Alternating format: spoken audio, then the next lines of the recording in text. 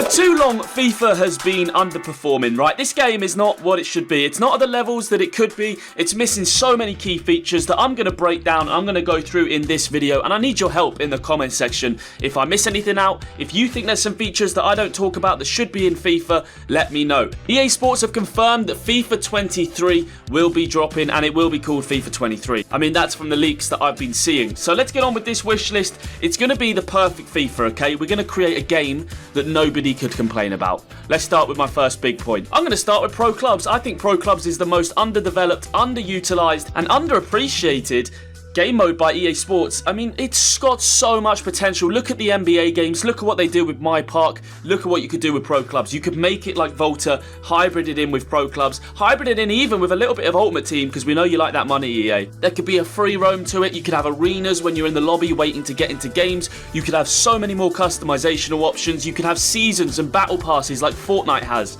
You could have 20 times the unlockable content. You could have tournaments released like Weekend League every single weekend on Pro Clubs that you and your boys jump in and see if you can qualify for them and see if you can do well in them. It could have LAN events, live events, played like the Ultimate Team ones, but with multiple people, even with teams of 11, which would be insane to see. But even just having 5 or 6 would be cool for a starter point, right? To see actually having some pros play on the same team as each other, or Pro Clubs players in the high VPG VFL leagues qualifying to play in those events and then having it all broadcast live. More personalities, more players, a lot more fun. For me, Pro Clubs is the first thing that EA Sports needs to direct its attention to if it wants to rescue FIFA from just whatever the hell it is at the moment. It's not a good game. The second point, I don't want to talk about Ultimate Team for too long because I have spoke about it a lot on this channel, but I find the pack system and the monetization toxic, and it needs to change. Obviously, a lot of countries have capped microtransactions and packs. Belgium, Netherlands, France looking into it, Germany looking into it,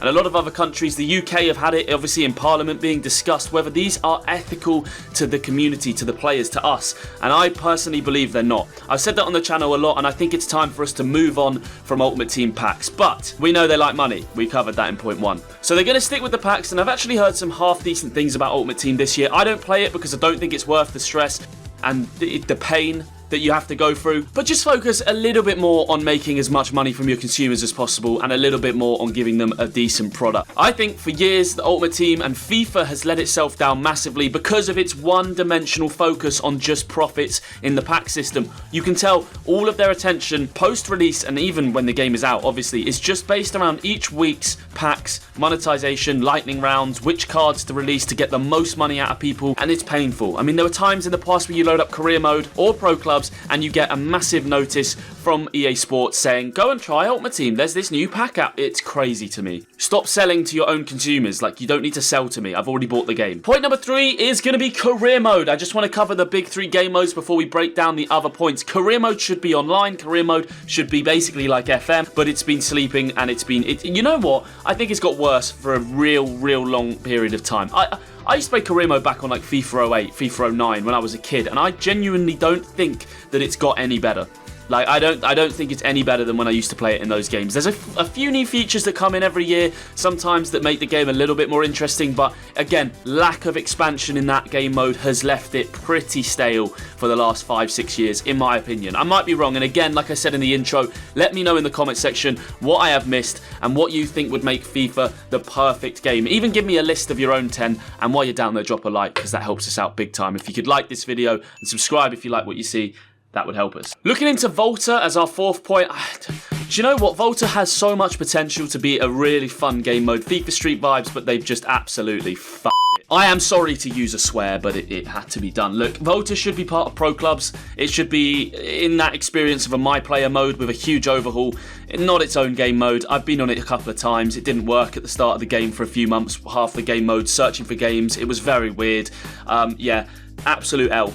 And a marketing strategy for me to sell it as based on FIFA Street, and it makes great adverts, but it doesn't make for a great game. Our next point is going to be cross-platform. Now this, we might have to give a gold star to EA Sports, because I've heard that cross-platform is coming into the next FIFA, which is great. FIFA 23, which will be the last ever game named FIFA, apparently, because of licensing issues or something. I don't know. EA Sports aren't going to pay FIFA the rights from 2022 onwards.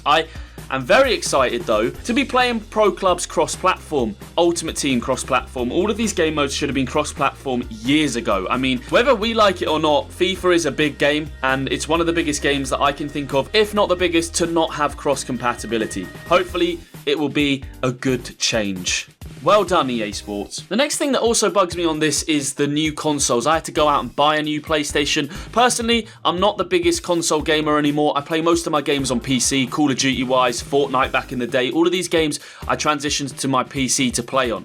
But when it came to the release of FIFA 22, I had to go out and buy a PlayStation for about £500, a PlayStation 5 obviously, to play on the next gen, the new gen, to stay up to date as a FIFA YouTube. It's pointless. I could have stayed on PlayStation 4. There's no changes, especially to Pro Clubs on that game mode. There's no changes at all. So going forwards, please make the game different on the new consoles to encourage people to buy them and to make use of a better system and hopefully get a better game, because at the moment I'm looking at this PlayStation 5 with just pure resentment. Point number 6 is going to be communication with the audience. We know that this is something EA Sports have struggled with. Pretty much every community manager that I've seen, and I swear to God I'm right on this, works for EA Sports for about 3.5 minutes and then they move on to a different company like NBA 2K or anything else in the gaming industry, and there's probably a reason for that. I feel like we never have a consistent community manager to raise issues to. Ultimate Team players are a little bit luckier because when they do raise problems with the game, they get addressed. They usually get responses to it, and that's a combination of having a larger voice than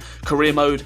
I don't know if Volta people exist, and Pro Clubs, but obviously it's also because Ultimate Team is the moneymaker. So if there's issues with the moneymaker, you patch that up with plasters straight away. Don't worry about the other people who buy your game every single year for the other game modes. Worry about the one that's monetized. I get it, but it would be nice to have somebody, whether it's on Twitter, whether it's on forums, actually dedicated to giving us regular updates on the game and talking us through the reason they do certain things, because people who play this game to a hardcore level, trying to go pro, playing Pro Clubs in VPG, VFL, there's little things in the game, for example in Pro Clubs, that are still there, like a kit clash from the start of this game, that have never been fixed. Sometimes you just have a white kit, your opponent has a white kit, the captains will change it for them, but for the other players on the team and the pitch, the kits don't change and it's white v white and you can't tell your teammates apart. Stuff like that just should not be an issue in one of the world's biggest games, to me anyway. My next point, a bit of a weird one, but looking at the competitive scene, I want to talk about the money that EA Sports give away and why the competitive scene doesn't really exist in my eyes. Look, there's some pros out there making a killing, and they're businessmen and businesswomen, and they are doing bits, but actual just being a pro on FIFA, unless you're the best of the best, it's pretty hard to make a living out of it. So you got to stream, you got to have brand deals, you got to build your own brand, which of course some people are not capable of doing. They're only good at the game. They're just good at the game. And I feel like finishing in the top 200 or the top 100 on a game like FIFA should have its rewards, and it would create a better game overall if it did, rather than just like, you know, going to a tournament, for example, a few years pre-COVID and winning, or I think placing 7th in the world and coming home with a couple £100. I mean, it's ludicrous. Like, how can that be advertised as appealing for anyone? Like, for me, I look at that and I go, so I've basically got to beat every other player in the world to make any money, otherwise there's no point. Why would I get into it? The competitive scene's just a bit dead for me for those reasons. I actually made a video on this subject about 2, maybe 3 years ago, where I spoke about Weekend League having 40 games or 30 games and saying it was too much, and EA Sports changed it recently to 20. I think that's a good move for the competitive side of things, and I think that if they do release a Weekend League in Pro Clubs, which I'm praying they do, have a qualification, release a little Weekend League, give us something extra to play for rather than just divisions, that they do the same. 20 games to me is the perfect amount, right, for a weekend.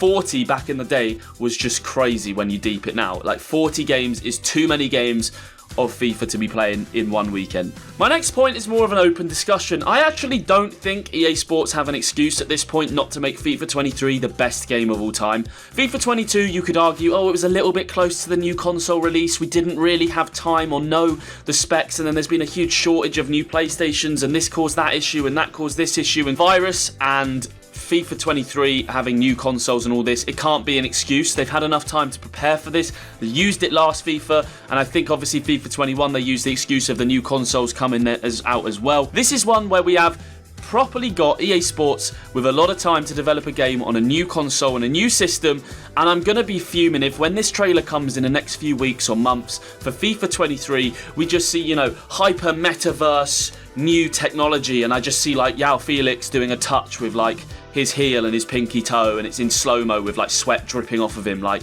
you know, this isn't impressive to me at this point. So I'm hoping to see some actual decent new features that a new console warrants, because otherwise, I mean, when are they going to add anything that's any worthwhile? We could all just go back to PlayStation 4 and old gen Xbox. I mean, honestly, plug the Xbox 360 in now. What's the point? I don't want to keep banging on. I think I've made my points fairly clear. I think that that's a really easy list of things that they need to address and need to do it now to make FIFA 23 a fun game. Again, like I said in the intro of this video, please let me know in the comment section if I've missed anything very obvious out. There's obviously little things like offline game modes like World Cups, which have been rumoured to be returning for FIFA 23. I used to like the tournaments you could do offline. I don't really know why they got rid of them. I can't claim to be someone who would use them a lot now, as gaming-wise mostly is online. I don't really go to friends' houses and play on their PlayStations in my 20s. But, and like I touched on in my last video when I was going through the Ellen DeGeneres phase, it's not really about, you know, that I wouldn't use it. Just stop taking good features out of your game. Is that something we can do moving forwards? I'd like that. Speaking of likes, if you have enjoyed, whilst you're down there leaving your feedback, please drop a like on this video. It helps us out massively. Subscribe to the channel so you never miss an upload, and let me know if you're excited for the next FIFA. I mean, I can't be at this point. I can't lie to you guys. I can't be excited, but I will bring you all the updates, all the leaks, and all the news that you need for FIFA 23. I will see you guys in the next video. Have a great day. I'm out.